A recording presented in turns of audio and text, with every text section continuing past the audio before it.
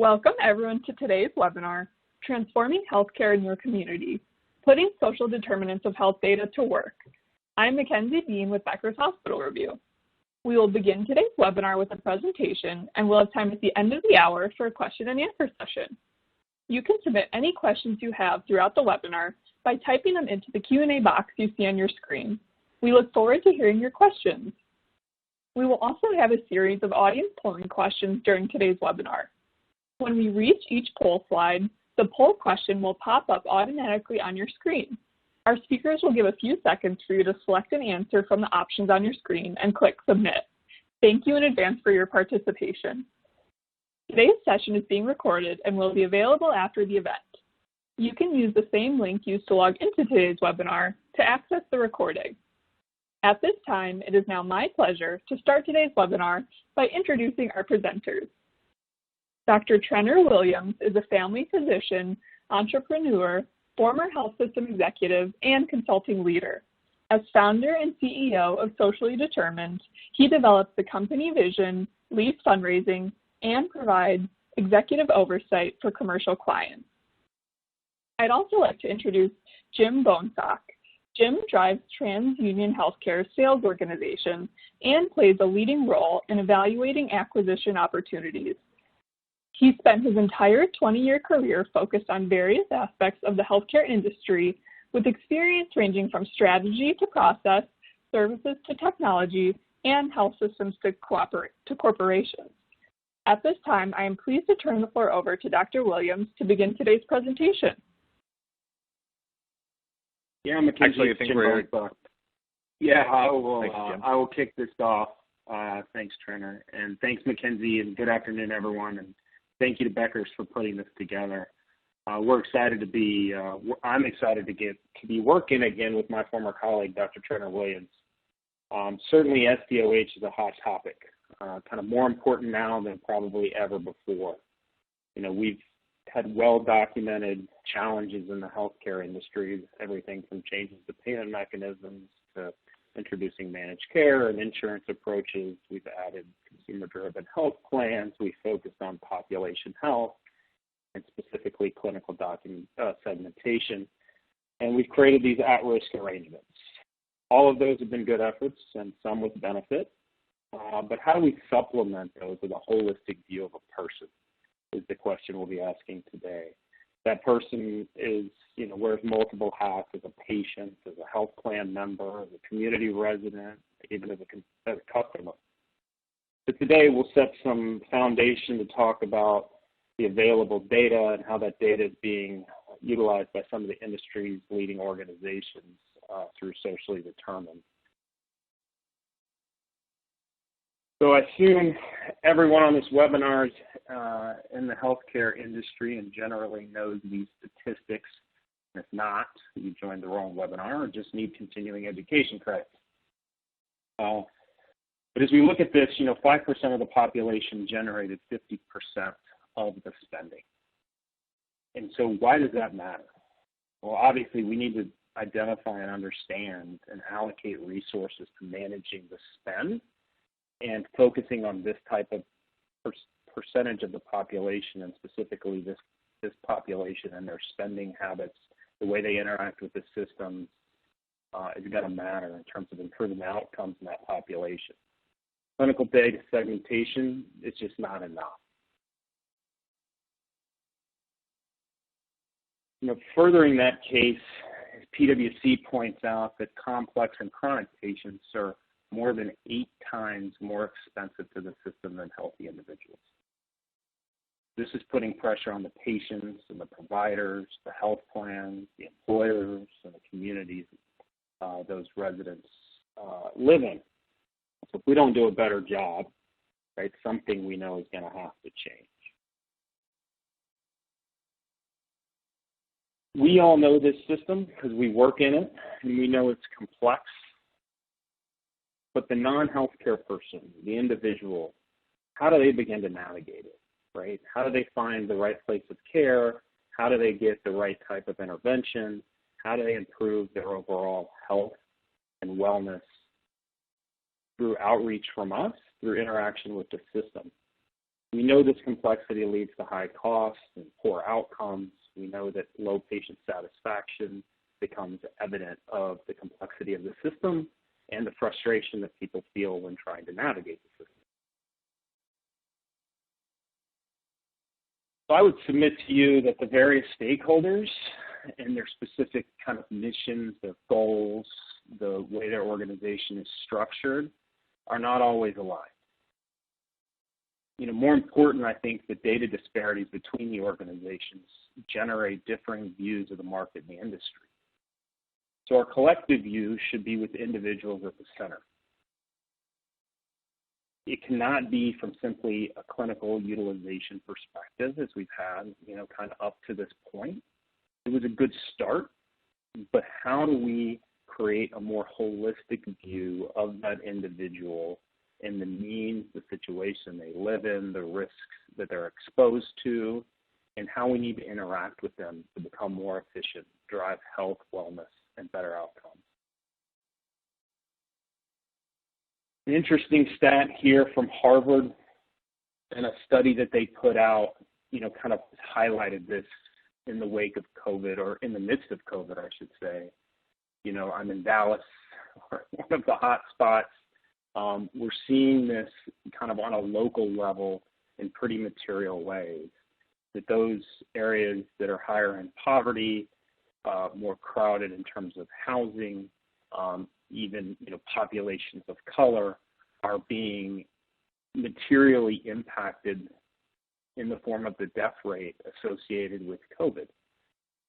We know the fact that when a structure has cracks and foundational problems, that those tend to get exposed when pressure is applied. And I would suggest that the pressure is being applied in a pretty material way right now with the pandemic.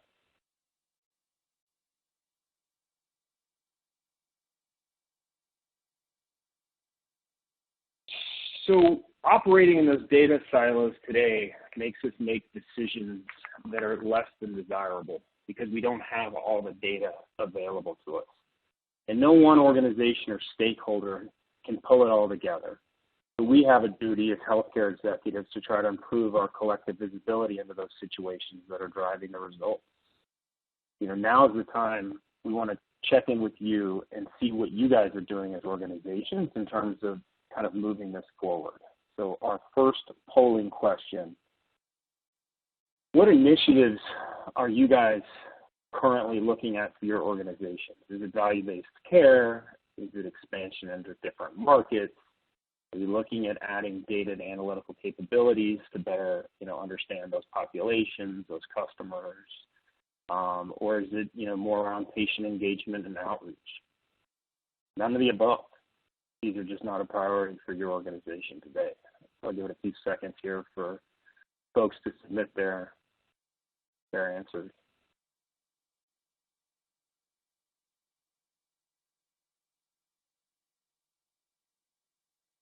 So interesting, but not surprising, right? I think the linkage between value-based care and assuming risk has been a trend in the market.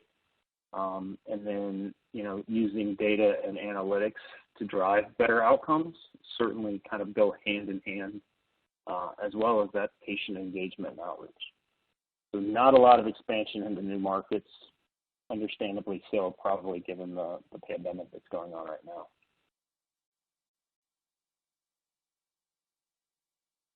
I think importantly, as we think about how we gathered data in the past, the situation we find ourselves in and the methods we've used are unsustainable, in my opinion, right?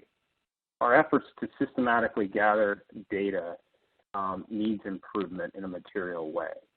We ask our healthcare providers to just ask one or two more questions during the visit, right? We do that about 10 times in a row, and all of a sudden they've got a list of questions that's a mile long, and it puts pressure on both the patient and the provider interaction. And we're talking provider burnout. But what about those patients and populations that don't have visits? What about the lack of willingness for a person to answer those questions truthfully?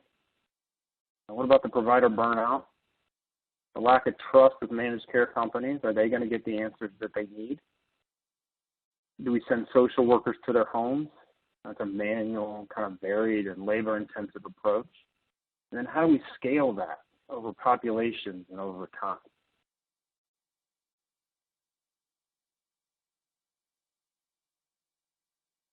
Well, one of the reasons I jumped back to TransUnion after being gone for a number of years is we are very focused on what's called information for good.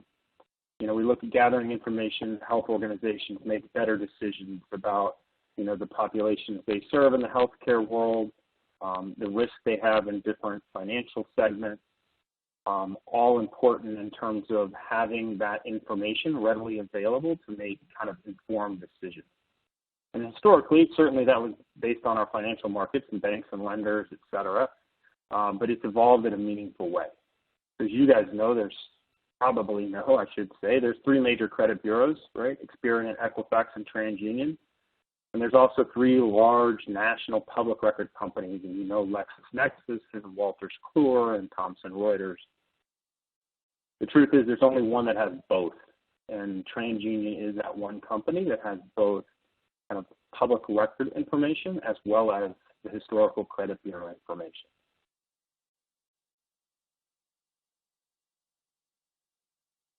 We look at that data in kind of four major pillars, just so you guys know. But the idea is to get the most robust, holistic view of individuals in their community. And certainly, as I mentioned, it started with credit bureau data as the foundation. But then we added proprietary data sources, and a number of them, as you can see. And then we added public records data, which really shifted the paradigm for us. And then lastly, we added bank header data, which further enhanced the reach and kind of reinforced the accuracy. You see. So our process for taking in that data is quite robust, and you can imagine we've spent material amounts of time and effort in making that usable for the end users. So we link the data together with what we call the TransUnion Perm ID, which goes across all of our data assets. Then we put a significant amount of data science against that to ensure that all the relative attributes are associated with each record. And the outcome is this holistic, robust, and curated data set available in the market. Okay? And each day we spend an inordinate amount of time and resources in the protection of that data to ensure we know exactly the source, who accessed it, and that we meet all the appropriate regulations. This is something TransUnion takes extremely seriously. And believe me, I have to deal with it on a daily basis, but it's in a good way. So why does all that matter? For the healthcare industry, TransUnion has the most comprehensive source for SDOH data and the associated attributes. Those attributes are derived from the vast data assets, and they provide this holistic view of the social risks at the individual level, everything from income to employment to living situations to adverse events to the supporting network of relatives and dependents around them. Combining this information with clinical data sources allows organizations to refine existing processes and to ensure they're using those resources in the most effective manner. Right? Designing new strategies for meeting the needs of the members of the patients and identifying barriers to receiving care or medications are important. Trenner will definitely provide you some use cases where this makes sense with some of these leading organizations in the market. And it's important to know the individual, but it's also important to know the environment in which they live. So TransUnion also has what's called aggregated credit data, right? This gives us the zip forward level kind of descriptions of those communities in which people live. And so in order for community benefit organizations to determine the highest level of need and where to apply the resources to improve society, important to understand both the macro and the micro environment so that you can make informed decisions.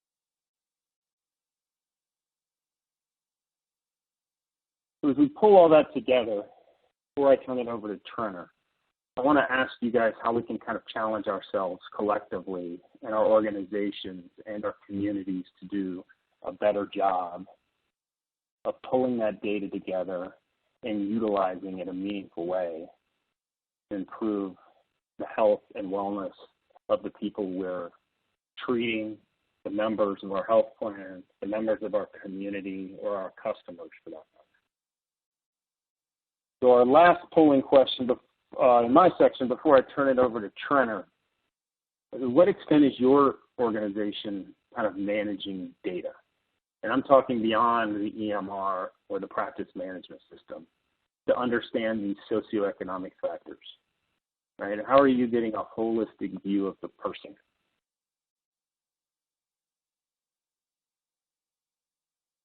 Or are you doing it at all? Give a few seconds here for the polling question to be answered. Look at those results. Not at all is the vast majority, and then some on a smaller basis. Interestingly enough, 20% looking at a majority of their patients with third-party socioeconomic data. So with that, as the introduction and the foundation of kind of the industry and where the data is in terms of TransUnion's place in that space, I want to turn it over to my good friend, Dr. Trenner Williams. Jim, thank you very much. And thanks to everybody for listening, participating, and taking time out of your days. And I know as we're all sitting in front of our screens most of the time this day. I want to take the next 20, 25 minutes to talk about a few things. The why we at Socially Determined are doing what we are. The how we're doing it, I think that's really important, as Jim laid the foundation about what's going on in the country right now, and really specifically and thoughtfully about TransUnion and how they have approached data and the data assets that they can pull together to give us insight about people and communities in which they live, and how we incorporate that into the work with health systems, health plans, or government organizations. And then spend the majority of the time really on three different examples with leading either health system, health plan, or governments, and how they're using this information to fundamentally change how they interact, support, care for the individuals that they have the privilege to be able to do that. So I'm going to start, and if you were paying attention, and I'm sure you were, Jim had a really similar slide, but used the analogy of a puzzle. We think about this like as a keyhole. And I say this as a family doc and practitioner and a health system executive. In healthcare, we can be myopic, and we, I think, have done a really good job using the data that we've had access to, whether that's historical claims data, it's clinical disease burden, it's where people go for care. I would contend that that's incomplete, that it doesn't tell the full story about a person or about a family or about a community, about the challenges, the barriers that people have in their life that limit or prohibit them from being healthy. We haven't been in a position, frankly, and with our healthcare ecosystem, really to be able to thoughtfully pull that information in, make sense of it, and then do something about that. We believe that understanding social risk allows us to expand that visibility, get a wider aperture, and be able to thoughtfully, especially in a time of scarcity of funds, of time, of resources, and austerity, to be able to act with precision, with confidence about where there are needs and where you can apply the important work that you do. Before I dig in, Jim and Mackenzie both, I think, mentioned just how important of a topic this is. In addition to being a family doc, I'm the son of a social worker. So I grew up thinking about this work and how important it was. Back then, though, I don't think I called it social determinants of health. I'm not sure that a lot of us did, but it's the work that public health practitioners have done for decades, if not longer. It's the work that social workers and care managers have done. We believe that the language is important, and actually how we think about applying data to quantifying risk at different levels, we also think is really important. So I'm going to start from the top and work my way down. When we think about understanding community risk, the term that we use is social determinants of health. So that condition, right, that impacts people where they are born, where they live, where they work, et cetera. If we think about applying that to food or food insecurity, that could be living in a food desert. And it has to do with maybe location of healthy food options, including grocery stores, or the propensity of unhealthy options, like many fast food restaurants, as an example. So those are the assets, the resources available to somebody in their community. The second more granular aspect is related to social risk. So at the individual level or family level, specific adverse conditions associated with poor health. And so in this case, if we're thinking about food, lack of income specifically puts me at greater risk for being food insecure. And I think about individuals across the country and families across the country who depend on SNAP to be able to afford healthy food options. And so they're at risk of being food insecure. And then the most focused, most granular aspect is as we think about social needs. So time-dependent, specific, immediate individual needs. And so in that same example, pulling it all the way through related to food, the inability to afford healthy food. So in that last week of the month, not being able to afford healthy food for myself or my family. So social determinants of health, and like what Jim talked about, just thinking about the data for this for a second, the aggregate data or business level data, community level data that's available that tells us about what's going on in a community, to that individual pattern of life data about social risk, and then being able to capture when we know and can prioritize who's at risk to identify when they have moved and migrated from risk to need. Hopefully these terms resonate and make sense to you all. And as part of that, as organizations think about taking that information and that construct of social determinants to social risk and social needs, applying analytics multiple ways. So when we think about risk stratification, Jim referenced it before, the work that has gone on. Again, much of the historical work's been related to clinical and cost risk stratification. But when we think about a diabetic population and trying to figure out why we have unexplained variation, what we have found, and what I think partners around the country have found, is when we find things like food insecurity or lack of transportation or economic strain, help to explain that unexplained variation. As I think about resource allocation, so how do you prioritize the partnerships that you have in a given community, the interventions that you deploy yourself? That starts with understanding, if you think about supply and demand, the demand side from the patients or members, clinical trial participants, people in your community, what they need so that you can effectively develop interventions and partnerships. As you think about evaluation and measurement, being able to say we're going to measure clinical, financial, operational, experiential return on investment from the interventions that you're making, the bets that you're making around a food program or a financial counseling program, as an example. Research, being able to think about the impact and relationship between social determinants and social risk on things like med adherence, or being able to stay adherent to a treatment regimen for a cancer patient, as an example. So multiple ways. So I would contend that understanding social risk and social determinants of health isn't an outside aspect of how you think about managing, supporting, and caring for the people. It's an integrated way that gets added and integrated into your existing strategies and populations.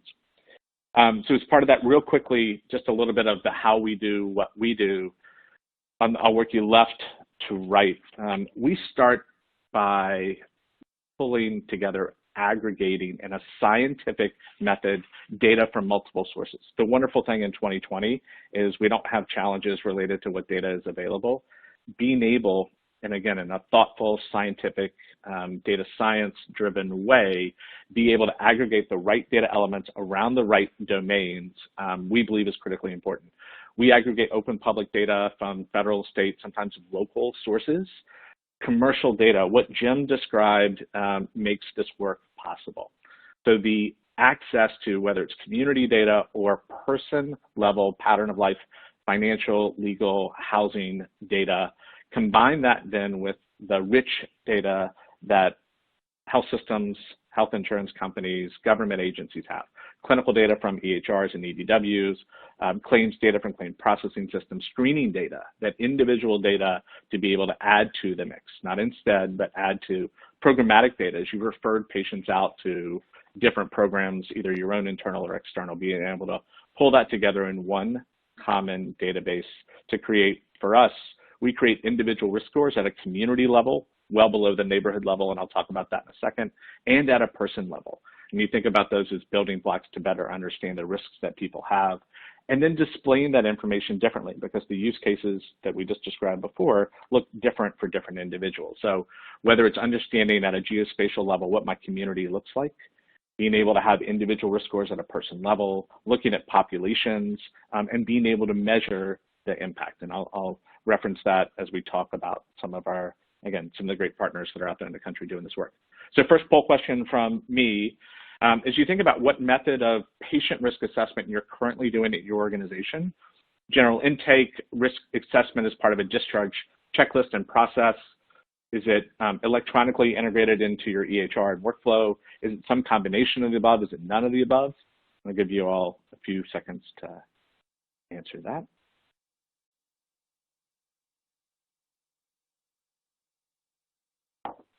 So most people, a combination of above, some as part of the inpatient, that discharge process, and about a quarter of you who haven't or not yet asking those questions of your individuals, whether again, patients or members as part of it. Great. So a couple of, just a couple of points about the data, a little bit how taking what Jim said and adding to that. So the raw ingredients that we think about, right, from a community standpoint, including the aggregate credit data and that contextual information about communities. And again, we are fortunate in the US to have so many available public data sources as well. So we look at over 3,500 community variables. Think about land use, where people live and where they don't live, the infrastructure in communities, businesses and assets, and we'll talk about that in just a second. And then importantly, add that to that, the amazing personal attributes at that person level, financial, marketing, housing, all of those together, and doing that at a domain level as part of that. Just a couple of other pieces, being able to talk about the heterogeneity of a community. And if folks have looked at some of the open data that's out there, and it comes in at a county level, most of you would probably say that the county that you live in looks different in different parts of it, right? Even the zip code that you live in may have heterogeneous areas of higher risk or lower risk, right, or different assets and resources available. And so we believe that it's important to get all the way down below the neighborhood level and have been able to quantify risk at about a 200-meter level, 200 meters, of which there are over 42 million of those across the US where people live, and 150 million total, and quantify risk there. We think it's incredibly important, and I'll talk about this in a second related to food insecurity. We have data on 1.25 million businesses as we think about what assets, resources, so think about grocery stores or community organizations that are there. And as Jim said, the aggregate credit data, lots of important sources. Just as an interesting point, like when we think about getting where all schools are, and I think about this as so many kids across the country, right, are hungry, right, because the food that they've received primarily in most weeks during the school year is from the school. I'm not sure if people knew this, but you don't get locations of schools from the Department of Education. You actually get it from Homeland Security. And so being able to understand sort of where the right data is and be able to pull that together. And then for us, being able to quantify and then visualize risk at a domain level. And the domain aspect of this matters. And I'll just give a clinical example. Like if I knew a patient was really sick, had multiple diseases, but I didn't know which diseases, I didn't know if it was diabetes or heart failure or a specific cancer, it would make it really hard for me to treat them effectively with precision. And we think about social risk in the same way. Understanding whether the challenges and barriers are related to economics or food or housing, that domain specificity matters. The other thing that you might notice, we think about the 7 domains of social risk here. You'll notice that the wording is a little bit different related to community or individual. So we might be talking about the food landscape, for food, but food insecurity at a person level, or the housing environment in a given community, but housing instability at an individual level. So being able to quantify with specificity what those challenges are at a person level.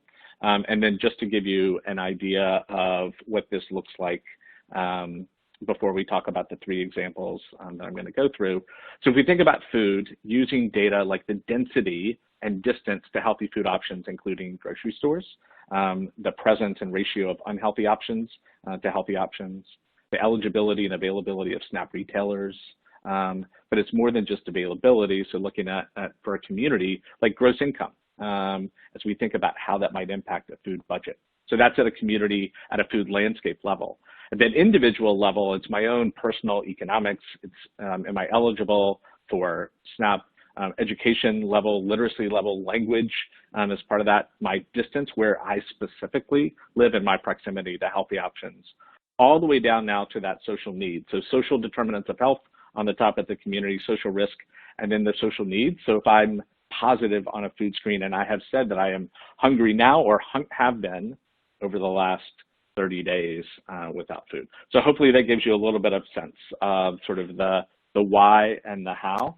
I'm going to transition now, importantly, to talk about some of the great work that health systems, state government organization, and health plan are doing around the country. I wanted to give you 3 separate examples. I'm starting with ProMedica Health. And if folks, at least I think there might be 1 or 2 folks from ProMedica on, unbelievable organization based in Toledo, Ohio, with more than 13 hospitals and across 28 counties that they help serve and support in Ohio and Michigan, senior living facilities in approximately 30 states across the country, helped to found and start the Root Cause Coalition. So have been in the social determinant of health business and leading the way for years, helped to build a grocery store in the largest food desert in Toledo. So committed to this work. We feel incredibly privileged to partner with ProMedica. As part of that, we ingested clinical data directly from their EHR, from Epic, so from provider roster, problem list, encounter data, and lab data. They also, because they're an IDN, have claims data. So we have Paramount data, that's their health plan, and so have managed Medicaid and Medicare Advantage, claims processing data, so cost, utilization. And ProMedica, because of their focus around social determinants, has been screening individuals for food for years and for 10 areas of social risk domain over the last couple of years. And embedded that screening data. They also have their own interventions or partners in the community, like a financial opportunity center, they have food clinics, and so have that programmatic data. So all of that data combined in one common database that has allowed us to look at broadly over 1 million individuals, assign clinical, individual, social risk at an individual level, social risk at a community level based on where they live.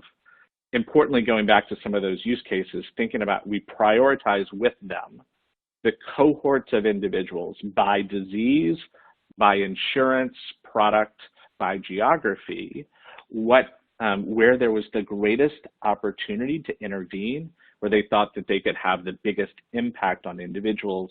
An example of that is in some areas, and I'll highlight this in a second, financial strain and economic strain at an individual level. They're fortunate, again, that they had developed in partnership with LISC, a financial opportunity center. So thinking about how they identify those individuals with high risk, connect them with a financial opportunity center, and then track that impact related to cost, utilization, and broader outcomes. So looking broadly across an entire population, identifying with precision where they can focus their efforts, identify what that risk is, tie that to programs that can make a difference, and then measure so that they can evolve. As part of that, we look at, again, specific areas like oncology or asthma, surgical complications. And the one example that I'll give, it is their story to tell, so I'm not gonna go through all of the details, but as ProMedica identified individuals with financial strain, with economic strain, and had significant disease like cancer, they've enrolled them in their financial opportunity center. The most exciting thing, I think, one that we're seeing is their measurable positive impact. And importantly, especially if you think about talking to the patients and their families, it includes certainly healthcare measures and metrics like decreased emergency room utilization, decreased inpatient utilization, increased primary care utilization, decreased cost. All of those things matter, but also at a person level, increase in the number of, increase in monthly income.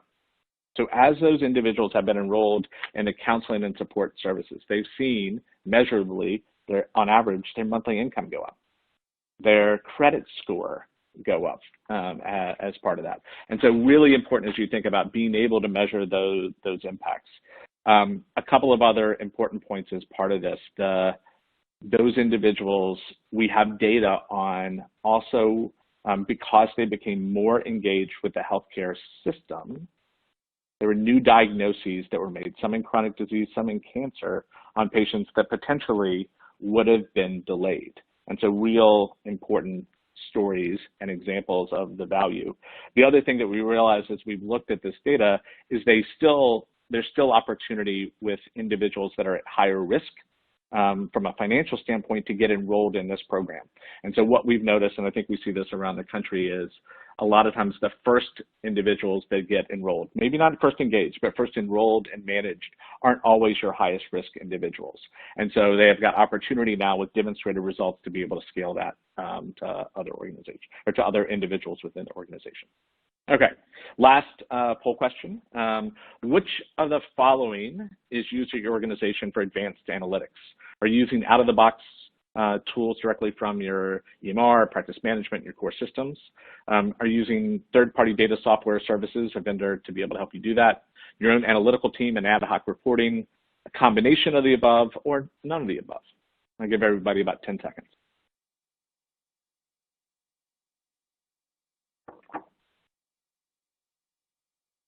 I guess, maybe not surprisingly, most people are using a combination, with the highest individual other answer, your own analytical team.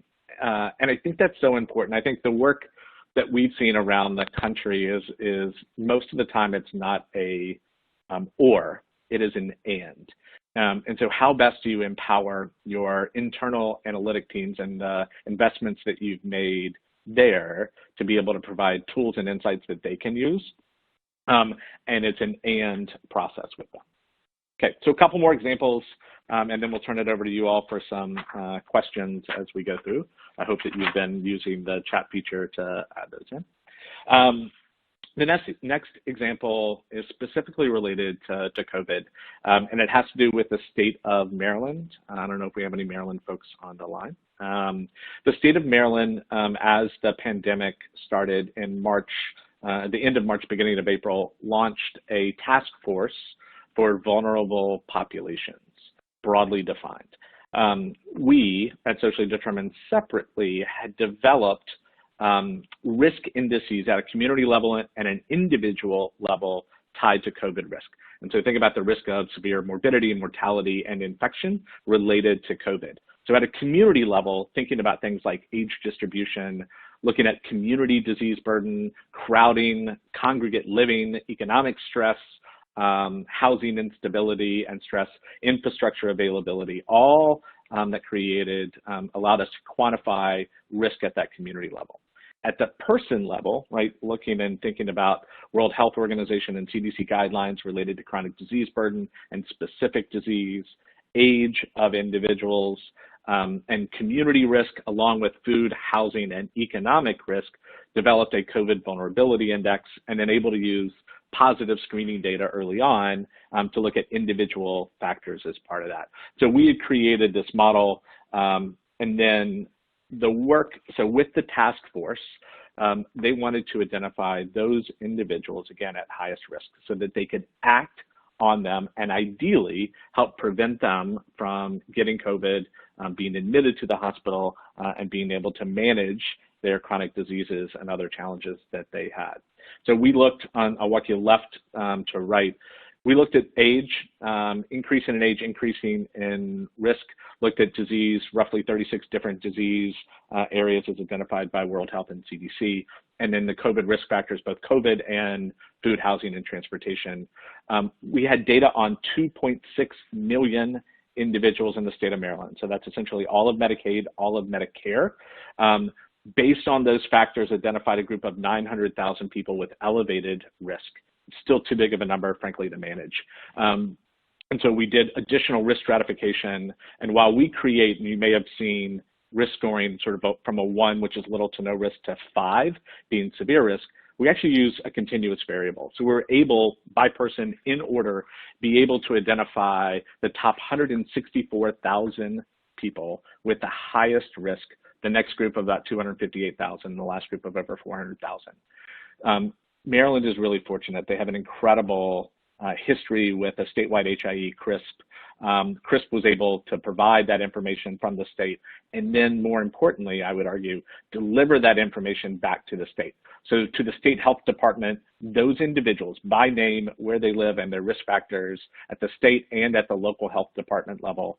For primary care practices where they had Medicare attribution, received that information so that they could stratify and manage those most high-risk patients. And the 9 MCOs across the state access where they had Medicaid attribution as part of that. The other component is being able to think about this and risk geospatially. So not only did the state develop a task force, they also invested in what they called manage in place teams. And so those were teams across their 4 most populous counties that were identified and deployed to go into communities where there was the highest risk to help manage the social and clinical needs of those individuals and populations. So the screenshot here is actually from our platform. So the ability to look at risk, darker the color, darker the higher the degree of risk. In this case, we're looking at a hospital catchment area, so we had the ability to think about a specific geography. So you've got risk, and then second aspect is resources. So the hospital itself, in this case, we're showing Howard County. It's their catchment area. It's one of the many hospitals as part of the Johns Hopkins network. But the S's are actually for senior living facilities that are available. We included homeless shelters, assisted living, clinics, pharmacies, et cetera, as part of those resources. So you can think about the assets and resources in a given community as well as risk. And then the dots are actually part of that 164,000 population of highest risk individuals. So those people, where they were. So if you're thinking about where do I go when I place my manage and place teams and what areas, what geographies, what neighborhoods and communities they focus on, this information was helpful so that they could prioritize their actions. All right, last example, sorry. And so this is an example right here. I'm in Washington, D.C. as we speak. This work is specifically tied to a produce prescription program that's being run in Washington, D.C. The primary partner, in addition to the DC government, is AmeriHealth Caritas of the District of Columbia, so ACDC. They're one of the 3 MCOs in the district. In partnership with them and the city and DC Greens, which is an incredible nonprofit CBO in the area, helped to identify patients who were pre-diabetic, diabetic, or hypertensive, so clinical risk with food insecurity. Those patients identified as were AmeriHealth members and patients of 3 different federally qualified healthcare centers. Those individuals were screened and then referred and given a prescription for fruit and vegetables at Giant, which is the only grocery store in Ward 7 in Washington, D.C. So they went to the grocery store, to the pharmacy there to redeem a $20 fruit and vegetable prescription. They were able to get a nutritional consult there as part of that work. And that $20, they could do $20 a week, $40 every other week. And it was good for 3 months. So they could do that every single week for 3 months and then could renew that with their primary care doctor in the clinic. Importantly, as part of this, to be able to deliver results back to them. You can imagine that from a security and privacy standpoint, the results that we want to deliver back to Giant look different than what you deliver back to AmeriHealth, look different than what you deliver back to the 3 different federally qualified healthcare centers. So based on the needs and, again, from a compliance and regulatory standpoint, delivered information back to each of those organizations. And importantly, part of this, the ability to aggregate this different data together. So claims data from AmeriHealth, clinical data, including biometrics, lab results from the federal qualified healthcare centers, survey data, and then fulfillment data. So being able to see if a prescription for fruits and vegetables was filled. And at this point, 88% of people prior to COVID who had been prescribed were getting it filled, which is just an unbelievable number. And then being able to track actually what types of fruits and vegetables and what they're buying as part of that. There's a subset of the process and outcome measures that are listed here, 19 of them. And again, some of them matter more to different stakeholders.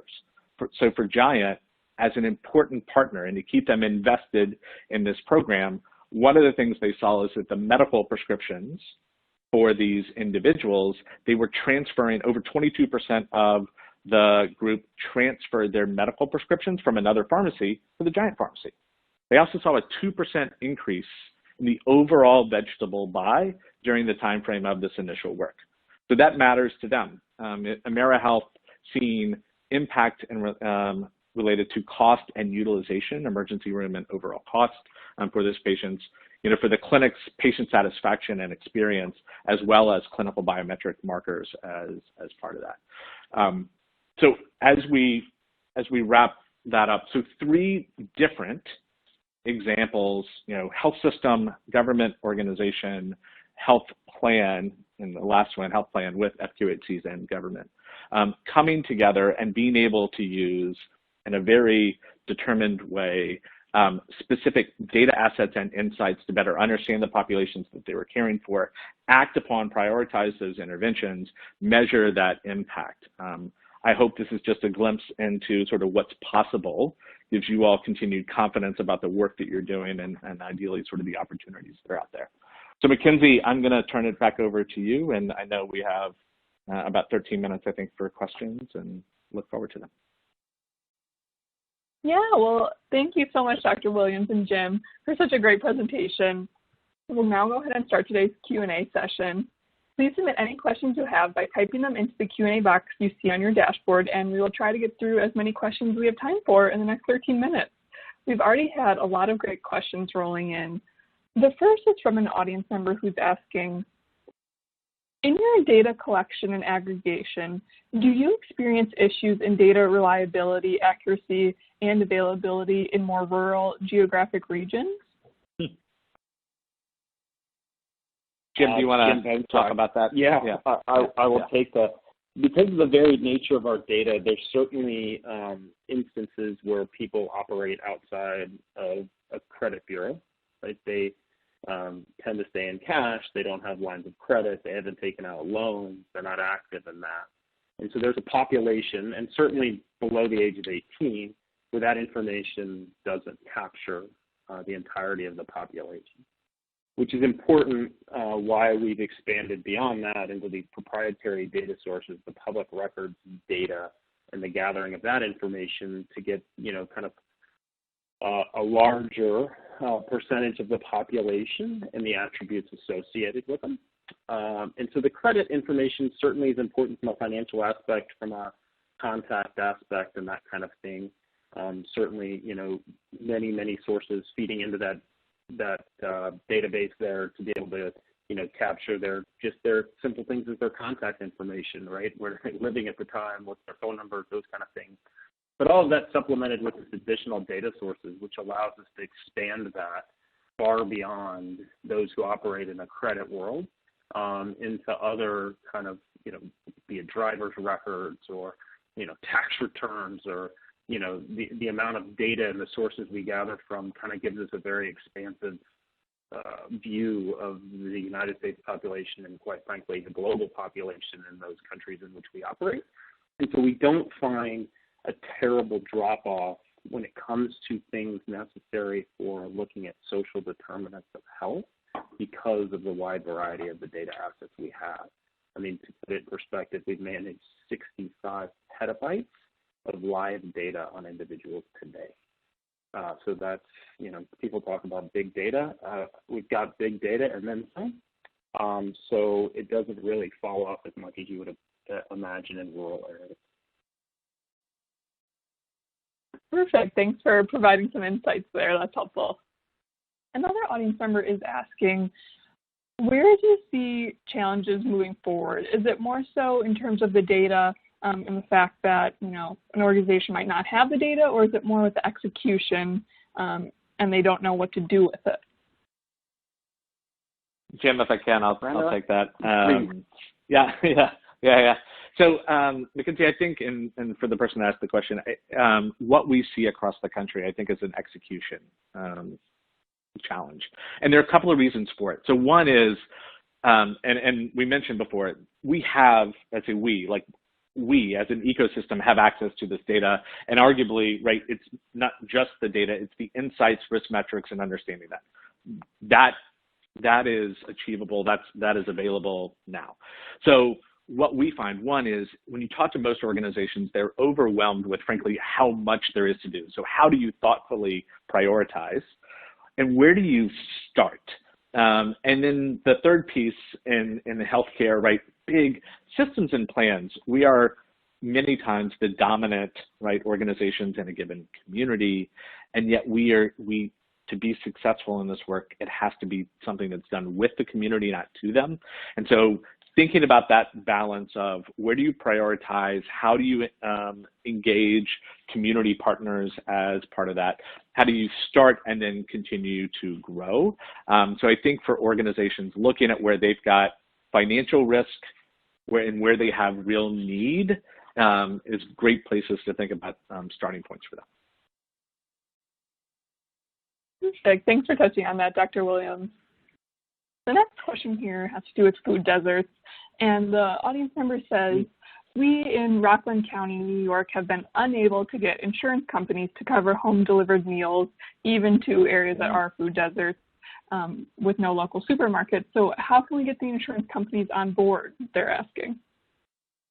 That's Jim, I'll take that one too. And it's such a good question. I think there are a couple of things that are going on that give me hope in this space. And I say this not just because of the family medicine, but I work with DC Greens here locally with the Share Strength at a national level, and there's a policy work that's going on. So one thing is I think we're seeing reimbursement opportunities from Medicaid, Medicare Advantage that are allowing those health plans to invest in the area of food insecurity, and that's part of it, right? So that they can apply financial assets to the problem. Another aspect I think is we start to see greater and greater impact, financial churn, experiential impact, clinical impact related to addressing food insecurity. And I think whether it is ProMedica, it's AmeriHealth, Humana, the work that Geisinger has done, I think there's incredible data that shows the impact that addressing food insecurity that can have. So the more that we provide that to our health plan partners as part of that. And then I think the other piece is I think we need pressure from employers and from individuals with expectations, right, that they want that as a benefit and need that, and that it will, again, address some of the challenges that they have. So hopefully that's helpful. Yeah, it's very helpful. Thanks again, Dr. Williams. The next question is about information security, and it says, since data can drive down to the individual level, how is PHI being protected? I got that one, Trevor. This is Jim. On the TransUnion side, if you can imagine an oversight agency, they oversee us. CFPB, HIPAA, you name it. We are the kings of the acronym and oversight.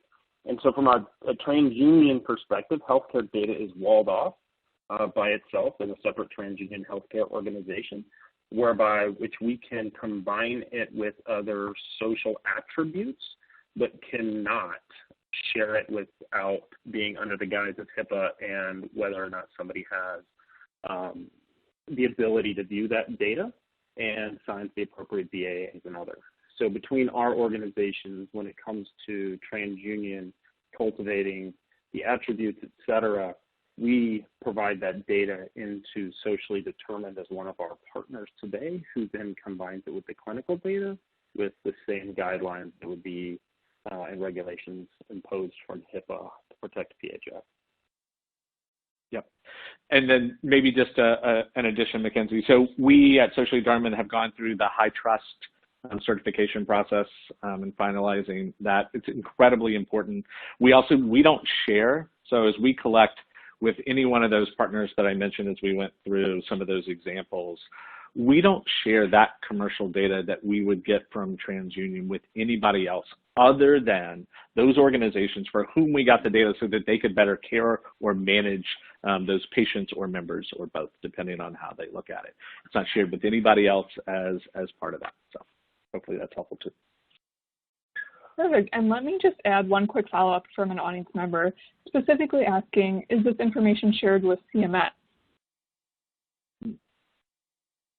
It is not at this point, at least we don't share it with CMS. How our partners, again, if they're health systems or health plans and or state organizations, they may be sharing some of those insights with CMS. I do believe that there is real opportunity as we think about what CMS has been working on this for 7 or 8 years at least, as we think about risk-adjusted reimbursement. And their CMS and CMMI have an accountable healthcare community 5-year program that has been underway around social determinants. We see opportunity, and we see how CMS, similar to Medicare Advantage, could integrate social risk into clinical risk, looking at risk-adjusted reimbursement. So thinking about how do we incentivize organization, it goes back even to like the food insecurity question in New York, incentivize organizations to make those investments where they recognize they have higher degrees of social risk and therefore get paid, right, and reimbursed to be able to invest and intervene in thoughtful ways. So my hope is, right, as we start to get these examples, that more and more will get shared appropriately by health systems, health plans, and state organizations. So. Got it. Thank you for clarifying.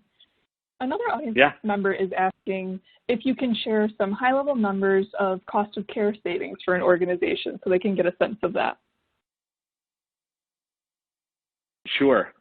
So a couple of things to think about. So the best examples generally are applied to like at a health plan as we think of per member per month and per member per year. So one, I think it starts with identifying and quantifying what your opportunity is. And we see sometimes thousands of dollars difference in a same clinical population who has financial risk there.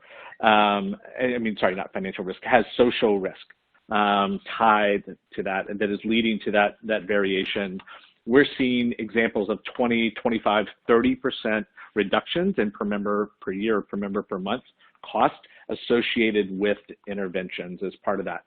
I would say it's not universal. It takes work to be able to do that. It takes thoughtful, continuous evaluation so you can modify your programs along the way, but real demonstrable impact.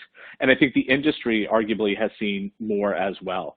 Again, I referenced Geisinger before, and they reference publicly about a $23,000 per member per year cost reduction for their diabetics who they've enrolled in their food insecurity and produce prescription program, just as an example. Perfect. Thanks for sharing that example. We have another example here from an audience member who says that in their organization, they're doing social determinants of health projects, but at a smaller scale and spread amongst many sources. So what tools or vendors would you recommend to help consolidate that data from different areas, connect with data providers, and get to a place where they can evaluate the effectiveness of the program? That's an unfair question to ask me about how to do that, because it's hard for me not to say how we can help.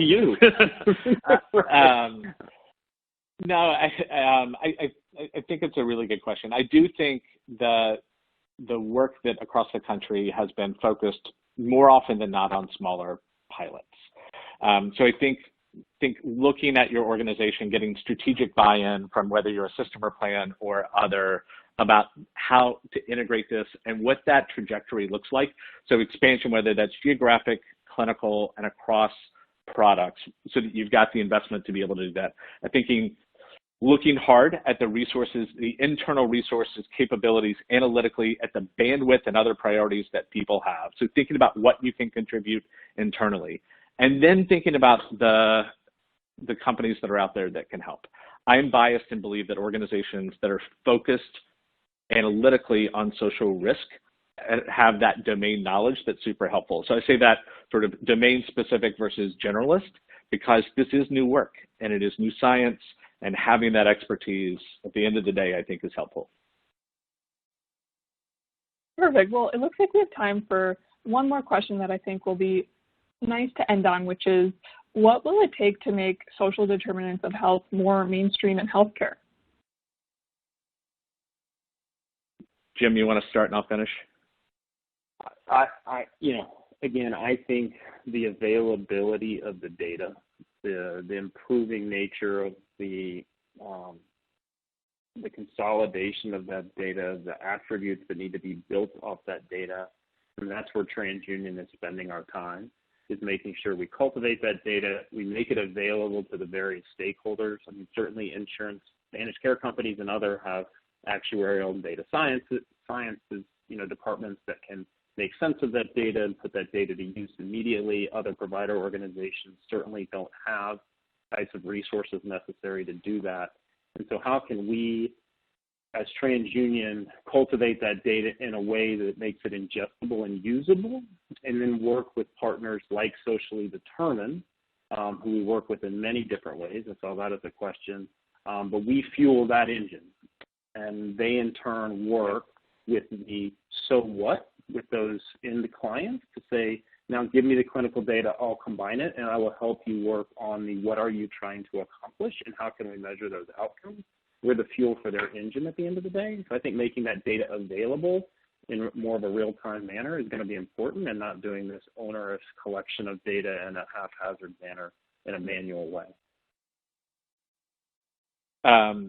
And then just real quickly, so thank you, Jim, and I think you're right, the fuel that then allows the organizations that we work with and organizations just across the country. So one of the things I would say, if we want this to be more mainstream, every one of us need to share the experiences that we have, the what's working and frankly what's not, right? And so how do we collectively get better and better? This is across the board. We all should be in this business, and I think that matters. And then I'll tie this back to the CMS question from before.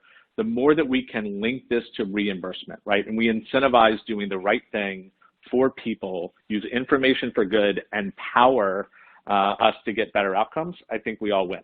And so I think there's an opportunity to push our federal government and states at a Medicaid level to be able to be really thoughtful about this and support it. Wonderful. That is all the time that we have left for today. Dr. Williams and Jim, thank you so much for being here today and for giving such an excellent presentation. And thank you to TransUnion for sponsoring today's webinar. Please enjoy the rest of your day, and we look forward to having you join us for future webinars.